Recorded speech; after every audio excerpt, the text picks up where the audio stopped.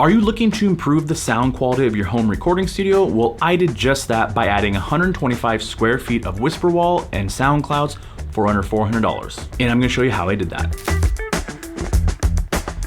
Hello everybody, welcome back to the channel. So this project took on a life of its own pretty early on. The initial plan was to build some sound panels to kind of help with some of the reflections in the room. The room itself is already pretty good, but I wanted to just kill some of those that I could still hear when mixing and working on music. And of course you'll see in the footage I'm gonna show you over this video, the plans changed dramatically and I ended up with a whisper wall.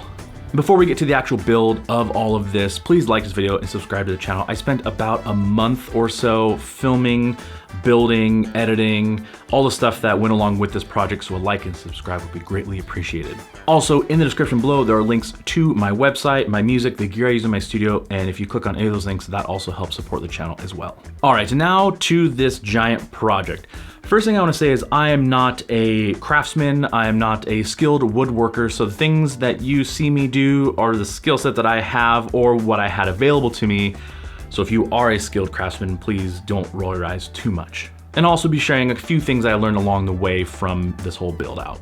All right, so first things first, the overall cost of this project. The overall cost of this project, including tax, was $390.89, and that's for 125 square feet of coverage. And that money includes the wood and hardware, the fabric, and also the stapler I needed to purchase to attach the fabric to the frames. So from the beginning, in a previous video, I moved my studio from one side of the room to the other, and I really enjoyed that move a lot. But one thing I wasn't a big fan of was the wood paneling to the right of me. When I'm working at my computer, on the right side in my vision was a big wood paneling wall. And that wood panel was kind of dark, so I always kind of felt like that side of the room was encroaching on me in some way. Now there was a decorative sheet up that did help with some of the sound in the room, but for the majority, that entire wood panel wall was very reflective when it came to the sound. So the plan was to remove the wood paneling, and I was going to put up a few sound panels, not showing the size or anything, but I was gonna just take it down, assess, and then just put some panels up. Well, as you can see in this footage, I took down that paneling and there's a bunch of old wood glue that they used to stick the wood paneling to the finished drywall. This is what I could not see behind the wood paneling before I decided to take everything off. And this really sucked, but I thought to myself, okay, whatever, I'll just, try all the tricks by heating it up, scraping it off, things like that. But I think with the wood paneling over that wall for so long, the texture on that wall was very fragile. So everything I tried to do just kind of took the texture off and it just wasn't really working well. So when brainstorming out loud, I made a comment to my wife about I could build a whisper wall. I can put, fabric up on the wall and that would be pretty cool to have and it would help a lot. And she liked that idea, I liked the idea. I was joking at first, but then I thought, you know what? I bet you that would be pretty cost effective. And then also I'm covering up the ugliness of the wall that was just gonna be a much bigger project. So with that in mind, I started planning building a whisper wall. So the first thing I was looking at is the color and the fabric I wanted to use. I went with Guilford of Maine fabric. I got it for $18 not a square foot, they measure it by 5 feet by 3 foot is 1 unit. So 3 by 5 is 1 unit at $18. And when it came to the color, I wanted something a little bit lighter, but I didn't want to be too light, so I went ahead and went with the light blue color.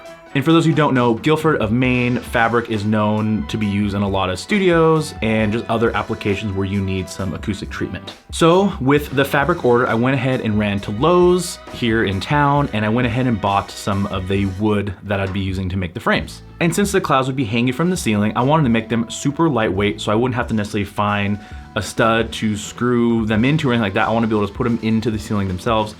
So depending on what they had on hand at the Lowe's, that's the wood I bought. They had different types of wood at different sizes. So I was able to get away with the clouds with a poplar wood, 1 inch by 2 inch.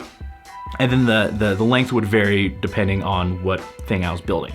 So the 2 clouds I built, which was out of poplar wood, which is very lightweight, the cloud above my desk is a 3 foot by 4 foot. And then I also made a cloud for the stairwell, which is where a lot of echo happens in the downstairs here in the distance, but it still happens. For that, I made a 2 foot by 4 foot cloud. That is also made out of poplar. And I put these together very, very simple, very basic. I just used some wood screws.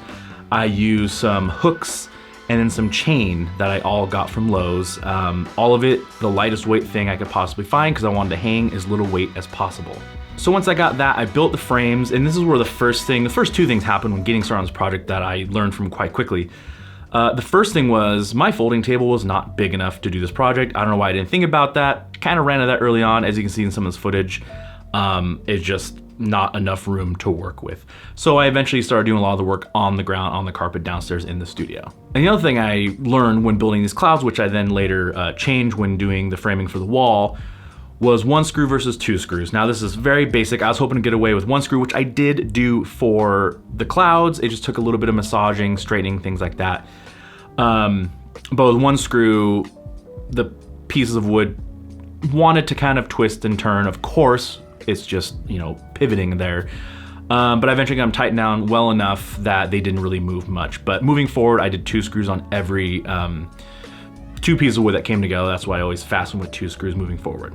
So once I got the cloud frames made, I then went ahead and put the fabric on them. And this was also a learning experience because I didn't know how tight I needed to have the fabric, how much it would stretch. I read online that it would stretch a lot.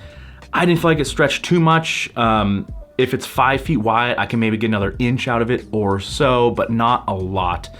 So that's one thing I was learning in this process of how tight I need to pull it. And then in return, with this wood, it would also then kind of, if I pull too tight, it would kind of, not warp in, but kind of buckle in a little bit. So that's something I kept in mind when I was started to build the frames for the wall. So I did find a happy medium with the clouds of how tight to pull, where the wood wouldn't buckle and wouldn't twist or anything like that. And I eventually got these things put together. Hanging the cloud above my desk was actually incredibly simple. Once I made sure I measured everything properly, that was great. One thing that does kind of suck about this room and that cloud is, you might be able to see in the video, the lights that are in the ceiling next to the cloud aren't perfectly centered in the room with the window, so symmetry-wise it's a little bit off, but that's something that I can just deal with. The cloud that went into the stairwell, that was another story. That was a real big pain in the butt, between not having a ladder quite tall enough, reaching as far as I could. That was a difficult one to get up, but I eventually did it, and it works great. It definitely helps to, you know, kick down, diffuse some of the higher frequencies that would just ping around in the stairwell. And there is more to do in that stairwell at a much later date. So with those 2 clouds up, I was feeling pretty good about tackling the wall. And before you start asking, oh, you didn't fill the clouds with anything, well, there's a couple different ways and a couple different things I saw online. Depending on what kind of deadening or absorption you want, there's 2 ways you can do it. You could then build these clouds and have foam inside of them, fiberglass, insulation, all kinds of options. I wasn't looking for that much deadening. This acoustic fabric already is rated at something that I don't know what it means, but I've seen the graph, and it really kicks down some of the higher frequencies just right off the bat. And I could tell that it was actually doing that. As soon as I put the cloud above my desk, I could tell a difference immediately. I honestly couldn't believe that I was gonna be able to tell that much difference, but right away I sat down and played music, and it was noticeably better. And plus, with the clouds, I didn't want to add that weight to the ceiling, basically. So those are just fabric around a frame, and it actually makes a very noticeable difference. Now, if down the line I ever want to add anything to that, I can do it. The top end's wide open. It's a super easy addition. So now moving on to the wall itself. So all the wood I got was 1 by 2 inch, and then of course the width or the length was depending on what application I was using it for. So it'd be fabric, 1.5 inches, wall is the way it'd be built. So I'm technically losing that much space on my wall, but it's not that much. One thing I was competing with in this room is the inconsistencies with the ceiling, with the wall, things like that. This house is a bit older and not everything is as straight as it used to be. So there's a lot of measuring and a lot of praying that things were cut close enough to fit in its spot it's supposed to go. And frankly, the framing went surprisingly well. I only ran into one time at the very end of it all when doing the framing for the wall where I need to go back and cut about another 1/4 inch off of one of the vertical pieces of wood. So basically I ended up with 3 frames for the fabric to go on for the wall. And the 2 other little tricky things I ran into was kind of at the corner, there is a just kind of a cutout that I needed to make for one of the frames. And then also there's an outlet on that wall that I did want to have access to. So I just made a real basic frame that would hang down and kind of expose that that I could access. So one thing I learned from building the clouds and that I wanted to carry over to the frames on the wall was when I was tightening the fabric pretty tight, the size of the wood would, like I said, it would kind of bend in a little bit. I got to end up working for the clouds, but I didn't want to have to worry about that when it came to the walls, because the last thing I want to do is have the walls sag at all. Because having 3 of them side by side, I feel if one of them was sagging a little bit with the fabric, it'd be very noticeable and very ugly. So what I did is I then cut to width 5 feet, basically like a support beam through the middle. But what I did is I flipped it 90 degrees. So it wasn't using the 1.5 inch deep part of the wood, it was using the 3/4 inch depth. So therefore it would sit in on the frame, so then when the fabric was on the wall, you wouldn't see an outline of that, or the potential to see an outline of that support piece of wood. So with that, I knew I could pull tight around the edges to make sure that there was no sagging on these wall panels. So like I said, this actually went significantly smoother and easier and better than I thought it would. The clouds ended up being much harder, but that's because I was learning as I was going. Once I actually got to the wall panels, it was much easier. And by no means the wall panel is perfect. There are some spots that I want to go back in, tighten up some of the fabric. There's like one corner spot that I just want to tighten up a tiny bit. But overall, it all went really well. And as you saw in the footage, what I did is I built all the frames and did a big test without any fabric on it to make sure that everything was fitting well. And everything fit, I don't want to say perfectly, but pretty much perfectly. So then once I added the fabric, things changed a little bit. Of course, then there was like that little bit of fabric on the wood, so it's just a little bit taller, a little bit wider. But that actually worked well because none of these panels are fastened to the wall. They all sit in place, but they all are tight in place, so they will not fall over. But let's say I do want to go back in and add some foam behind there or something like that. They come down relatively easy. I can just grab a flat screwdriver and just kind of pop them out a little bit, and then they come right down. So if I ever need access to anything back there, or like I said, I want to go back and fix things, or there's an accident I need to, re-upholster one of them, put new fabric on, I can get to that really easily. So that was really important when designing this. I didn't want any of this fastened to the wall itself. So overall, once the clouds were done and once the wall was done, I don't say I was shocked, but I was very surprised with how much it made the room sound better.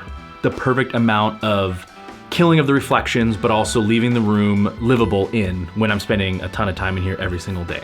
So overall, like I said, 125 square feet of whisper walls / clouds for under $400.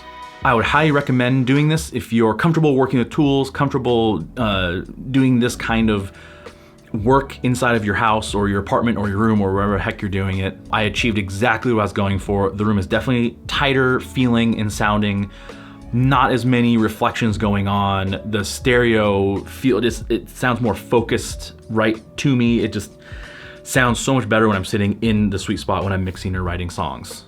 So again, if you are someone who is very talented in the building of panels or really good working with wood, hopefully you didn't cringe too much while watching me build these and putting them up or anything like that. But overall, worked out really well for me, and I would highly recommend it. So if you have any questions about the process or anything like that, or if you think I skipped something that I didn't mention, please leave a comment below and ask away. I will be happy to answer. Thank you for watching this video. Again, please check out the links in the description below. And if you have any questions, leave a comment.